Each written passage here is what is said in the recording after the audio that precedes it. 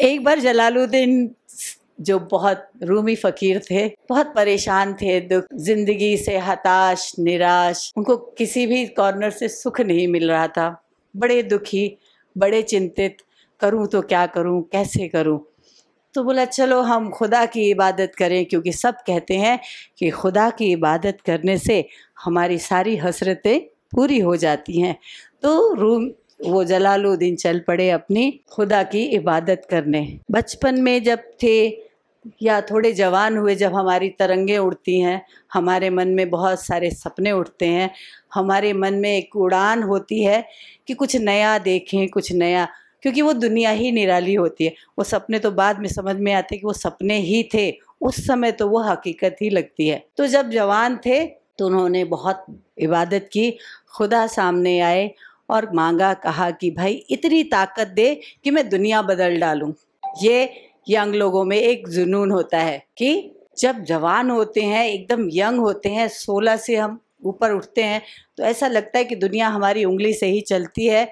और हे खुदा, तू थोड़ी सी ताकत तो दे, मैं सब दुनिया बदल दूंगा। तो जब जवान था तब उसने ये वरदान मांगा खुदा से कि जवानी में इतनी ताकत दे कि मैं दुनिया बदल सकूं। बेचारे की हसरत पूरी नहीं हुई। अब वो इबादत करते करते बेचारा थोड़ा और बड़ा हो गया। कितना बड़ा हो गया समझ सकते हैं कि खुदा जब समय बीता तो उसके बाल बच्चे हो गए, परिवार हो गया, सब कुछ हुआ। फिर उसने दुआ मांगी, हे खुदा इतनी रहम कर मेरे पर कि मैं अपने बच्चों को बदल सकूं। बच्चे मेरे वश में नहीं है, बच्चे मेरे हिसाब से नहीं चलते हैं, तो हे खुदा कुछ ऐसा दे, ऐसी इनायत कर कि मैं अपने बच्चों को बदल सकूं, अच्छे बच्चे बना सकूं।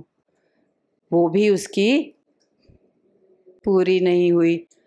फिर बेचारा इबादत करते करते बूढ़ा हो चला, काफ़ी बूढ़ा हो गया, समय बीत गया, इच्छाएं मर गईं, सपने टूट गए और क्या क्या नहीं हुआ बेचारे के साथ। अंत में उसने जब बूढ़ा हुआ, खुदा की बहुत बहुत इबादत की और खुदा ने भी उसकी इनायत की उस पे और सुना और बोला कि बोल बच्चे अब क्या चाहिए। कहता है कि तुम अब आए, मैं कब से तुमको पुकार रहा था, तुम अब आए। बोले खुदा, बोले बच्चे तू बता कि तेरे को क्या चाहिए जलालुद्दीन। तो जलालुद्दीन कहता है कि हे खुदा बस इतनी इनायत कर कि मैं खुद को बदल सकूं।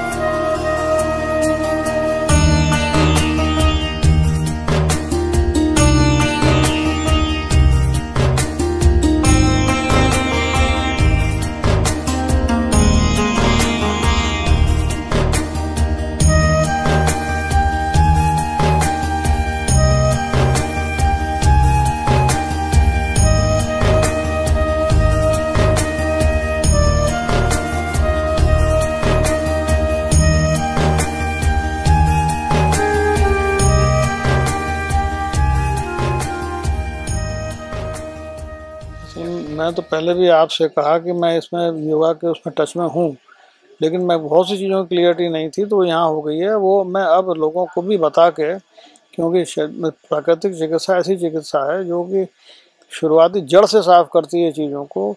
एलोपैथिक दवा लेके मैंने आयुर्वेदिक दवा शुरू की तो एलोपैथिक छोड़ी, लेकिन अब आयुर्वेदिक भी छोड़ दी है और अब मैं प्राकृतिक उस पर इलाज पे आ गया हूँ और लोगों को भी इस बात का गाइडेंस दूंगा और मैं और मेरे परिवार के लोग भी कोशिश करेंगे कि इसमें इसका अनुसरण करें।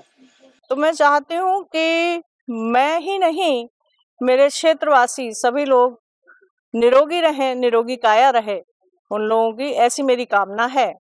और इसी के साथ मैं यहाँ के स्टाफ मेंबर्स को भी विशेष रूप से बधाई देना चाहती हूँ कि उन्होंने बहुत ही अच्छे ढंग से ये कार्य को संपन्न कराया। हमारा 3 दिन का शिविर था और हमें हमारे गुरुजी जो चिंतक जी कानपुर में रहते हैं, उनसे ये यहाँ के बारे में ज्ञात हुआ।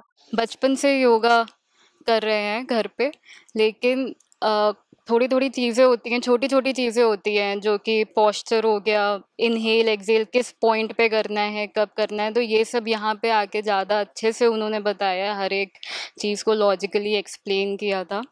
तो डॉक्टर्स एंड जो भी ट्रीटमेंट्स जिन्होंने भी दिया है, ट्रीटमेंट्स जिन्होंने भी दिया है, तो वो सारे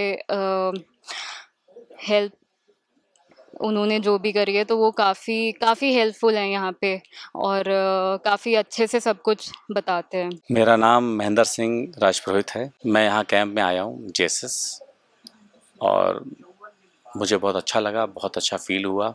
सभी डॉक्टर्स को जिन्होंने इतना अच्छे से हम लोग को समझाया, ठीक किया, इसके लिए धन्यवाद है।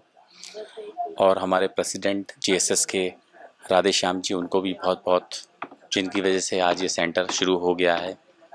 और बहुत जल्द ऋषिकेश में अगले महीने तक एक और सेंटर चालू हो जाएगा। और भाई साहब का ये सपना है कि पूरे ऑल ओवर इंडिया में ऐसे सेंटर्स हों, लोग ठीक हों, पूरा देश दवा मुक्त हो जाए। इस पूरे अभियान में हम सब भाई साहब के साथ हैं। जन जन तक ये पहुँचे, हर आदमी दवा मुक्त हो जाए, ये हमारी दिल से कामना है। और ईश्वर इस कामना में भाई साहब की, हम सब की मदद करे। और मैं सभी को धन्यवाद देता हूँ जो इस कैंप में आए। कुछ कुछ मिलता है, इसलिए वो बच्चा बार बार जाता है। मंदिर जाने वाले बच्चे को बाप छोटी सी उंगली पकड़ कर ले जाता है। उस बच्चे को नहीं पता होता है कि भगवान क्या है, ईश्वर क्या है, प्यार क्या है, कुछ पता नहीं है। उसको सिर्फ पता है कि आरती कुछ घंटे वंटे बजेंगे, सब लोग चिल्लाएंगे, उस चिल्लाने के बाद हमें कुछ मीठा सा प्रसाद मिलेगा, उस प्रसाद के लिए बच्चा जाता है। लेकिन जब वही बच्चा प्रसाद खाते खाते बड़ा होता है, तब उसको समझ में आता है कि वास्तव में उसको क्या प्रसाद मिला। That's all.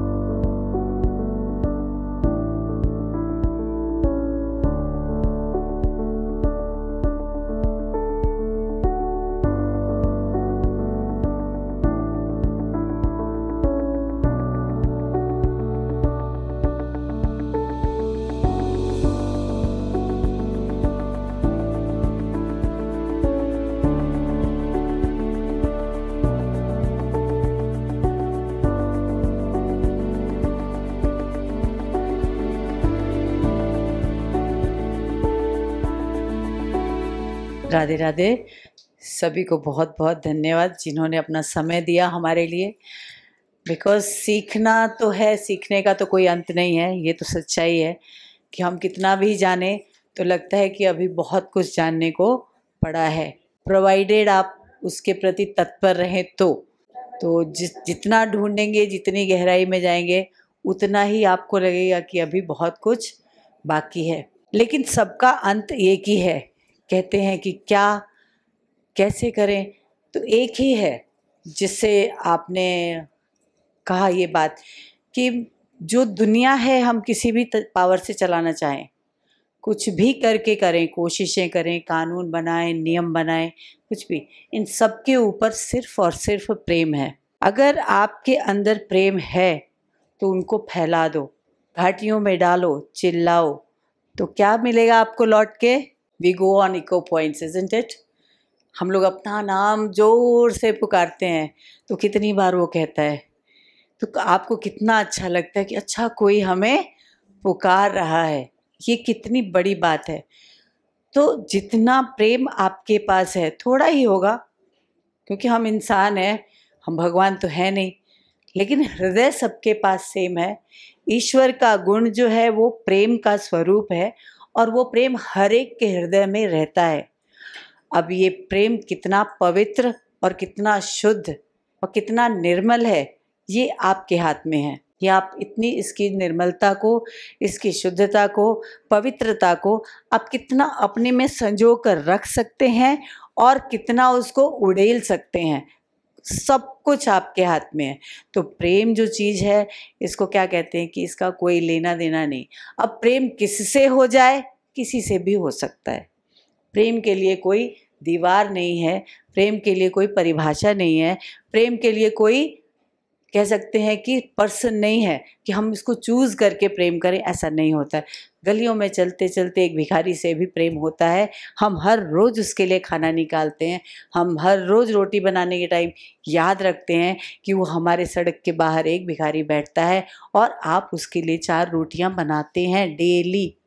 तो ये भी आपका प्रेम है।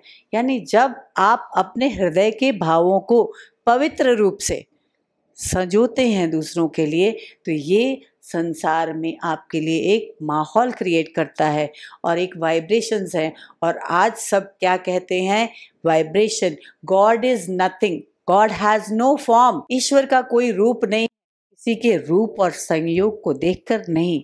आप क्या देखते हैं, उस व्यक्ति का हृदय देखते हैं। एंड वो हृदय में क्या चलता है, एक धड़कन।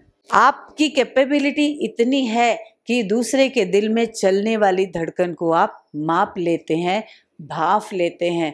ये कौन सी क्वालिटी है, कहाँ से आई है? 2 अनजान अपने को समझते हैं कि इसके दिल में क्या चल रहा है, और फिर कभी जाकर कभी कहते हैं कि हाँ सो एंड सो, बट ये धड़कन है, ये बहुत बड़ा है। हम इसको लिमिटेड दायरे में डालेंगे तो हम स्वार्थी कहलाएंगे। तो ईश्वर का जो परम सत्य है, परम रूप है और जो स्वरूप है, वो सिर्फ और सिर्फ प्रेम ही है।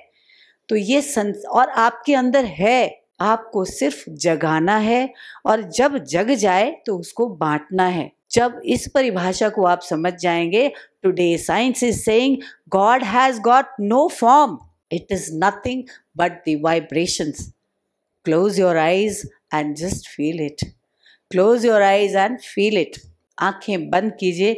आपने मूवीज़ में भी देखा होगा ना, हीरो या हीरोइन कॉन्फ्लिक्ट में फंस जाते हैं कि इसको चूज़ करूं कि किसको चूज़ करूं, तो क्या कहते हैं, आप आंखें बंद करो, मन की आंखों में देखो कि कौन उतर कर आ रहा है। तो छवि उसी की उतरेगी जो आपके हृदय की धड़कन को समझ रहा है। भले ही आप किसी के साथ 50 साल से रह रहे हो, बट जिसकी छवि आपकी आंखों में उतर के आई, वास्तव में उसके दिल की धड़कन आपके दिल की धड़कन में बजती है। ये सिंगर्स लोग जो सॉन्ग्स बनाते हैं या म्यूजिक बनाते हैं, डोंट अंडर एस्टिमेट देम।